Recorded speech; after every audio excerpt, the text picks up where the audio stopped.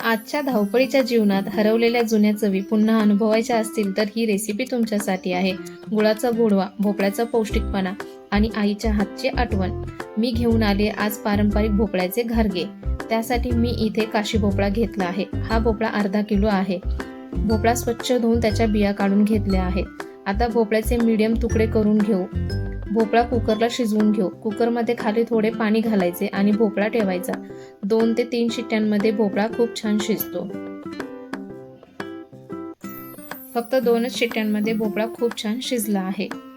आता हा भोपळा आपण एका प्लेटमध्ये काढून घेऊ आणि भोपळा थोडासा थंड झाल्यावर त्याची मागची साल आहे ती काढून घेऊ। आता साल काढून घेतलेला भोपळा आपण परातीमध्ये काढू आणि तो काट्या चमच्याच्या मदतीने स्मॅश करून घेऊ। तुम्ही हवा असेल तर स्मॅशरने पण स्मॅश करू शकता। आता यामध्ये गूळ घालू। तुम्हाला किती गोड हवे आहे त्यानुसार गूळ कमी जास्त घाला। आता गूळ भोपळ्यामध्ये छान मिक्स करून घेऊ व 10 मिनिटसाठी बाजूला ठेवून देऊ, म्हणजे गुळाला भोपळ्यामध्ये छान मुरू देऊ। गुळाला पाणी छान सुटले आहे। आता काही गुठळ्या राहिले असतील तर हाताने गुठळ्या मोडून घेऊ।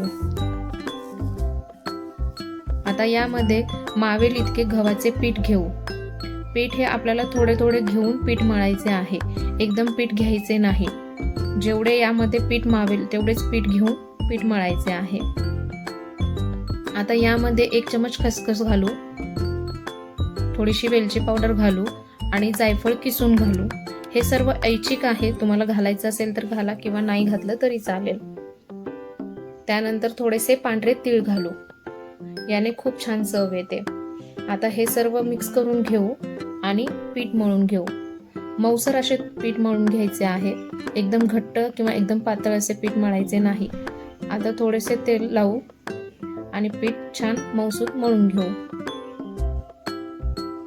इथे आपले घारगेचे पीठ तयार आहे।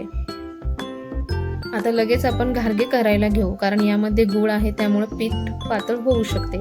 मी इथे एक स्टीलचं पातेलं घेतलं आहे, तुम्ही पातेलं किंवा डबा घेऊ शकता। त्यावर थोडेसे तेल लावू।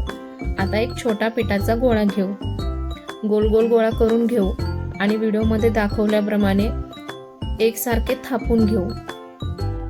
पारंपरिक घारगे हे थापूनच केले जातात। एकसारखे थापायचे आहे म्हणजे घारगे एकसारखे होतात। आता मधोमध एक छोटासा गोल करू। इथे आपले घारगे तयार आहेत। अशाच प्रकारे मी बाकीचेही घारगे करून घेत आहे। तुम्ही हवं असेल, तुम्हाला जर पातेल्यावर करायचं नसेल तर तुम्ही पोळपाटावरती लाटून सुद्धा घेऊ शकता, पण घारगे हे थापूनच केले जातात। याची चव आणि एक मजा वेगळीच असते, त्यामुळे तुम्ही थापून केले तर खूप छान होते।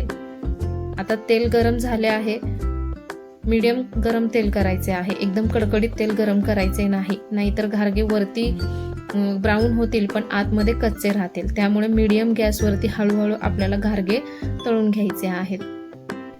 तर असे होते आपल्या घरगुती पद्धतीने बनवलेले भोपळ्याचे घारगे, जे बाहेरून खमंग आणि आतून मऊ असे होतात। बघा किती सुंदर कलर आला आहे। असाच सोनेरी रंग येईपर्यंत आपल्याला तळून घ्यायचे आहे। आता मी बाकीचेही घारगे अशाच प्रकारे तळून घेणार आहे। तुम्हाला ही रेसिपी जर आवडली असेल तर लाईक करा, आपल्या फ्रेंड्सना शेअर करा आणि आपल्या प्रीतीज चॅनलला अजून सबस्क्राईब केलं नसेल तर लगेच सबस्क्राईब करा, नाहीतर अशा टेस्टी आणि सोप्या रेसिपी तुम्ही मिस कराल। थँक्यू।